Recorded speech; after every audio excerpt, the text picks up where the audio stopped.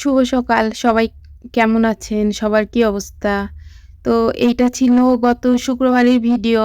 তো নেট ছিল না, সেইজন্য ভিডিওটা আপলোড করতে পারি নাই। তাই মনে করলাম আজকে ভিডিওটা যেহেতু করা আছে, সেহেতু আপনাদের সঙ্গে ভিডিওটা শেয়ার করে দিই।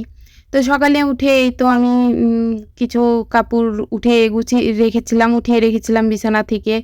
তো বেডশিট আর সোফার যে কাভারটা সেইটা আর টুকিটাকি কাপড় আরকি।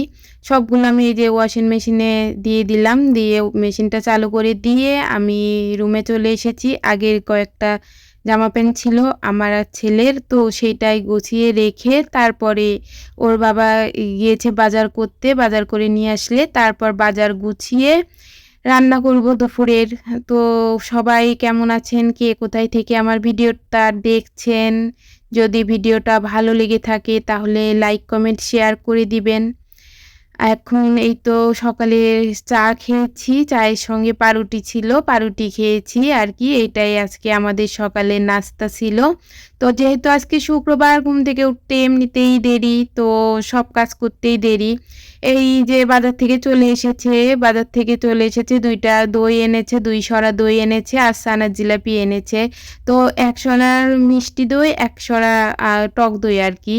আমি ওই দই আর মিষ্টিটা গোছ করে রেখে চলে এসেছি। মাছ বাজার এনেছে, মাছটা আমি এখন ধুয়ে রেখে দেবো আরকি। আর সাথে খাসির মাংসও এনেছে।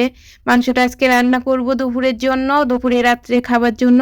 আর মাছটা আমি ধুয়ে রেখে দিব। আর এই যে কয়েকটা আমার লাউ পাতা ছিল, তো লাউ পাতার সঙ্গে একটু আলু, পটল, পেঁপে দিয়ে ভাবলাম একটু সর্ষা দিয়ে একটা সবজি রান্না করি, হয়ে যাবে দুপুরের জন্য আরকি। তো এই তো আমি সবজিটা রান্না করে নিয়েছি। এই সবজিটা খেতে বেশ খুব ভালো হয়েছিল খেতে। তো এটা তো খাবার পরে ভয়েস দিচ্ছি, অনেক কয়দিন আগের যেহেতু ভিডিও। তো এই তো আমি মাছ এনেছিল যে সেই মাছের ডিম বের হয়েছিল। তো ওই ডিমটা ভাবলাম যে পেঁয়াজ দিয়ে আমি একটু বড়া করে নিই। এখানে আমি মাছের ডিমটা খুব ভালোভাবে ধুয়ে নিয়েছি। নিয়ে আমি পরিমাণ মতো লবণ, হলুদ, ঝালের গুঁড়া আর এখানে জিরের গুঁড়ো আর পেঁয়াজ রসুন কুচি আর ২ চামচ মতো চালের গুঁড়ো দিয়েছি।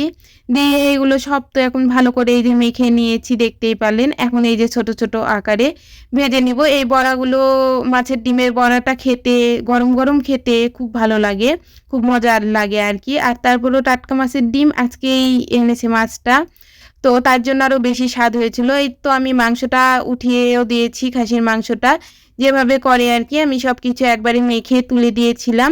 দিয়ে এই যে আমার মাংসটার ফাইনাল লুক আরকি। তো মাংসটা খেতেও খুব ভালো হয়েছিল। কালারটা দেখে আপনারা বুঝতে পারছেন যে মাংসটা আ খুব টেস্টি হয়েছিল। আর এই মাংসটা আমি এইরকমই কষানোই রেখেছিলাম। তো ভিডিওটা ভালো লেগে থাকলে লাইক, কমেন্ট, শেয়ার করে দিবেন। আজকের মতো এই পর্যন্তই।